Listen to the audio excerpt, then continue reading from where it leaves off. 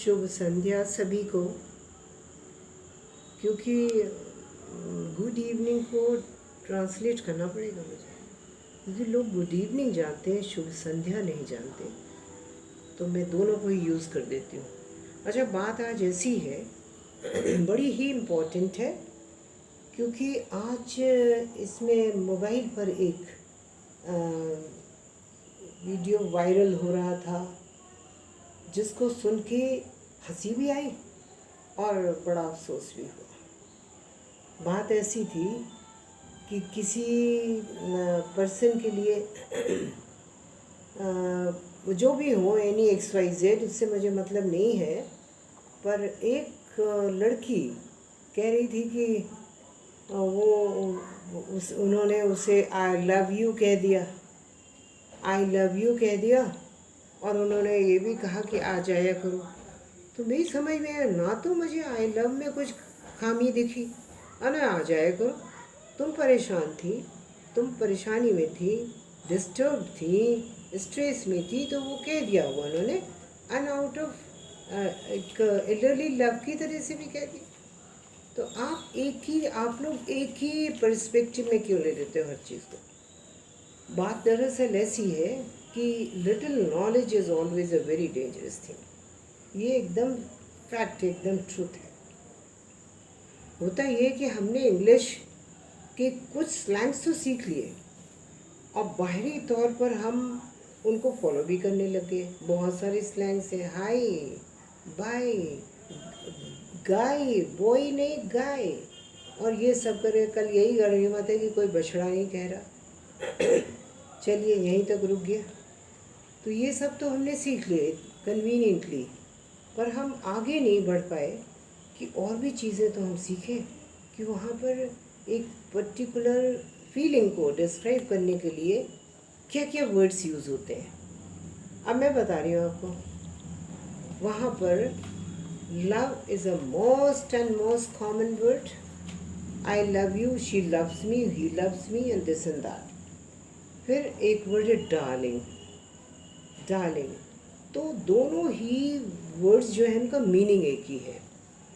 मतलब मैं तुम्हें प्यार करता हूँ या प्यार करती आप, whether this is use for a child और यूज फॉर अ वाइफ और यूज फॉर एनीबडी एल्स, वो तो धड़ल्ले से एकदम कहते हैं ना, I love you very much.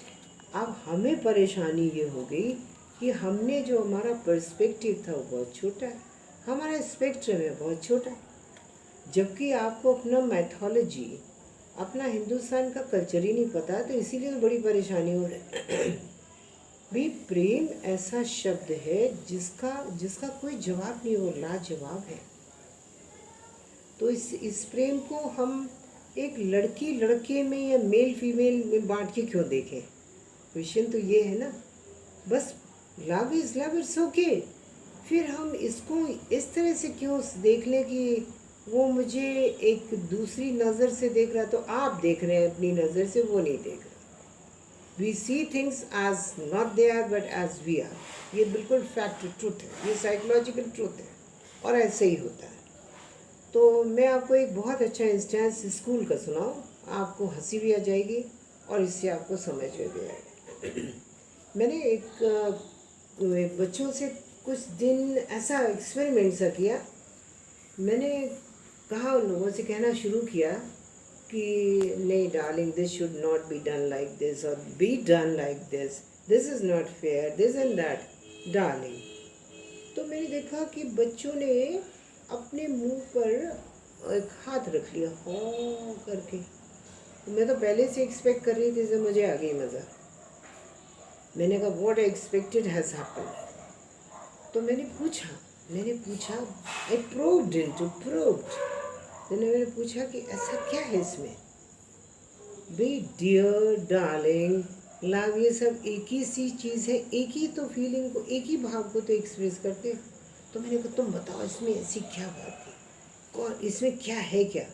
तो दे सेड कि ये तो डार्लिंग जो है वो पापा मम्मी के लिए यूज़ करते हैं।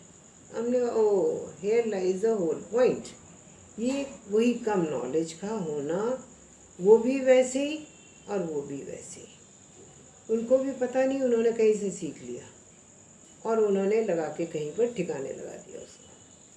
तो ये बहुत नाजायज़ बातें हैं कि हम जब किसी चीज़ को जानते ही नहीं तो हम क्यों उसको ले उड़ते हैं। अब आप देखिए, मैं हूँ ना, मैं अपना जितना मेरा फ्रेंड सर्कल है, जितने भी हैं फ्रेंड्स हैं, ओल्ड स्टूडेंट्स हैं, जो भी हैं, मैं उनको हमेशा डियर करके एड्रेस करती हूँ। Dear so and so, dear this is that thing, dear. So what goes from my pocket and what goes it from their pocket, it remains the same. तो फिर हम इतने बड़े हो जाएं कि किसी ने जब बहुत हमें चाहा तो उसने एक स्टेप, एक डिग्री आगे कर दी, तो उसने कहा आई लव यू। जहाँ अभी डियर चल रहा था, मैं तो अपने बहुत सारे स्टूडेंट्स को कुछ भी नहीं लिखती, ओनली लव, नथिंग एल्स। तो वो मुझे पता है कि ये मेरे स्टूडेंट्स हैं। और लोगों के लिए भी कोई बात नहीं, मैं तो औरों को भी लिख देती हूँ कि really this is lovable, this is very lovely, what you have done, what you have said is really lovely like you. तो इसमें मेरे ख्याल से तो खामी नहीं है। खामी आपको बता दूँ कहाँ है। हम जेंडर के हिसाब से देखना शुरू करते हैं। हम देखते हैं कि this is restricted to this gender, that is restricted to that gender. बस यहीं पर सारी गलतियाँ कर देते हैं। हम ऐसे भाव ले आते हैं जो गंदगी में भर जाते हैं, जो कि एक नीट एंड क्लीन होने चाहिए, वो नहीं हो पाते। और फिर हम कहते हैं कि हम अंग्रेज़ी जानते हैं, फिर हम कहते हैं कि हम तो भाई अमेरिका में पढ़ेंगे, हम तो यूरोप जाएंगे। तो आप वहाँ पर देखेंगे तो तभी तो यहाँ के लोग वहाँ बैफल होते हैं और फिर इतनी तेज़ी से एडवांस करते हैं कि वो फिर आगे पीछे कुछ नहीं देखते। They don't remain with in limits, जो मर्जी आती है वो वहाँ करते हैं जाके। तो मेरा सिर्फ इतना कहना था कि वर्ड्स में ऐसी कोई बात नहीं। देखो, मीरा ने कृष्ण को प्रेम किया और सीधे सीधे प्रेम किया और घर भी छोड़ दिया और राज दरबार भी, राजघराना भी छोड़ दिया। अब उसको तो किसी ने कुछ नहीं कहा, उसको तो आपने बड़े प्रेम से एक्सेप्ट किया। उसके प्यार को, कृष्ण के लिए उसकी जो फीलिंग्स थी उसको आपने बड़े प्यार से, और उसको बड़ा आदर दिया गया। इसी तरीके से शिव है या कोई और मेल है, हम फीमेल मेल में बांटते क्यों, हम बड़े परेशान हैं। ऐसा नहीं सोचना है, ये सोचना है किसी ने हमें बड़ा सम्मान दिया है तो उसने आगे बढ़ के एक शब्द और कह दिया, डियर के आगे उसने ये भी कह दिया, क्या फ़र्क पड़ता है। अगर एक लड़की, एक ये लेडी किसी शिव को बहुत ज़्यादा पूजा करती है, उसकी बहुत ज़्यादा डिवोटी है, तो इसके माने ये नहीं हुआ कि वो शिव को उठा के उसके घर से ले आएगी। उसका तो सिर्फ प्रेम है जो इतना अगाध है, इतना ज़्यादा बढ़ चुका है कि वो उसको अपने प्रेम को, अपने विचारों को, अपनी फीलिंग्स को एक्सप्रेस करने के लिए वो ऐसा करती है। तो मैं जब आज देख रही थी तो मुझे अफसोस भी होता है, सच पूछे, कि हम बाहर की तौर से इतना बढ़ चुके हैं, इतने कपड़े, इतने फैशंस, इतने तरह तरह के तमाशे कि कुछ कहना ही नहीं। साहब मैं तो बहुत बैकवर्ड हूँ।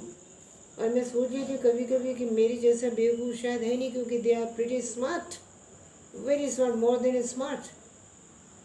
तो आप बताइए, जब मैं ये बढ़ नहीं पाए अंदरूनी तौर पर, अब मैं अंदरूनी तौर पर एक्सपैंड करते हुए आसमान छू रही हूँ। तो प्लीज़ आसमान की ऊंचाइयों को छुए ना। ये क्यों छोटी छोटी बातों में लेके पहुँच जाना, एक प्रूफ ले जाना कि साहब ये कोर्ट से लिखवा लेना कि उन्होंने हमें ऐसे कहा था, उन्होंने हमें ऐसे कहा था। अरे कहा था तो आपको प्यार से कहा था ना, उसे बुराई क्या है। तो प्लीज़ मेरी बड़ी भारी रिक्वेस्ट है कि इन टर्म्स को जब तक आप लंबे उसमें नहीं सोच पाते हैं तब तक इनको लेके जेलसी का भाव मत बनाइए, इधर उधर खुसर फुसर मत करिए प्लीज़।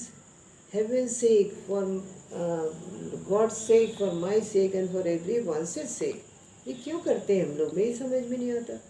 तो मेरा कहने का मतलब था कि बात का बतन बनना बने, जो है वो है। किसी के इंटेंशंस क्या है वो आप उससे पूछें तो वो आपको बताएगा, वो आपको बताएगी। लेकिन अपनी तरफ से ये खिचड़ी ना पका लिया करें। मैं छोटे ही बोलना था शॉर्ट में कि नहीं नहीं, ये बहुत बड़े टर्म्स हैं और they are use for even for a girl, for a boy, for everybody. तो इसमें इसमें कोई बात नहीं है, so there is nothing in it.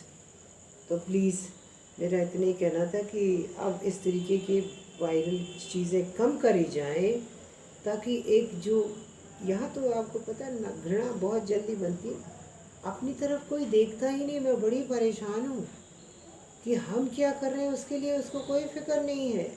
दूसरा क्या कर रहा है साहब साहब, तो बेगानी शादी में अब्दुल्ला दीवाना हो जाता है। तो ऐसा ना ही करें हम सब। और ऑब्जेक्शनेबल जो ये है वीडियोस हैं, ऑडियोज़ हैं, फला फला है, इसको ना ही करें। ये मेरी बड़ी हम्बल रिक्वेस्ट है, इसको ना करें, इसे अवॉइड करें। और अगर हो भी रहा है तो आप बड़े बन जाए ना, आपने सोचे बड़े हो जाए, सब कुछ बड़ा हो जाएगा। स्पेक्ट्रम भी बड़ा हो जाएगा, आप भी बड़े हो जाएंगे, दूसरे भी बड़े हो जाएंगे, सभी कुछ बड़ा हो। Thank you very much.